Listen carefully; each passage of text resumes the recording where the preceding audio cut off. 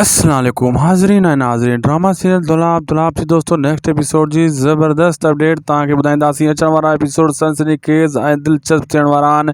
इन्हनि में छा वाकई मुराद मारियो वेंदो या रहज़न मारियो वेंदो या अली खान मारियो वेंदो? पोइ ककर जी भेण जेको आहे वञी मंसूर खान सां निकाह कंदी आख़िर या अली खान तलाक ॾींदो? अचण वारा एपिसोड दोस्तों दिलचस्प थियण वारा आहिनि। इन्हनि जी सॼी अपडेट्स ॾींदासीं हिन नंढड़े वीडियो में। इनखे आख़िर ताईं ॾिसंदा ऐं थी सघे शाहिद खोसो व्लॉग यूट्यूब चैनल खे सब्सक्राइब लाइक शेयर ज़रूर कंदा ऐं इन बेल आइकन खे आल ते करे छॾींदा ऐं सुठा कमेंट कंदा। हलूं था अॼु जी अपडेट की तरफ़। दोस्तों अली खान आख़िरी किस्तनि में इन ककर जी यानी भेण खे यानी पंहिंजी घरवारी खे तलाक ॾींदो।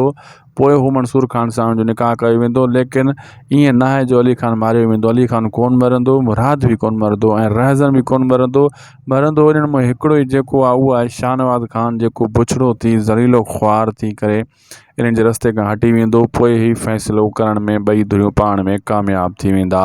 अचण वारा जेका एपिसोड आहिनि ज़बरदस्त सनसनीखेज़ थियण वारा आहिनि। इन्हनि में जेको आहे दोस्तों हाणे दुश्मनी जो उहो चहिरो ॾेखारियो वेंदो जंहिंमें माण्हुनि जा नुक़सान थींदा आहिनि, जहिड़ा क़बाइली थींदा आहिनि ऐं पोइ इन्हनि खे हल कीअं कयो वञे इहो ॾेखारिबो। आख़िरी 3 किस्तां 28 जेकियूं बचियूं आहिनि 100 ताईं ऐं पोइ फ़ैसिलो कयो वेंदो। आख़िर हल फ़ैसिलो हूंदो आहे हर जहिड़े जो।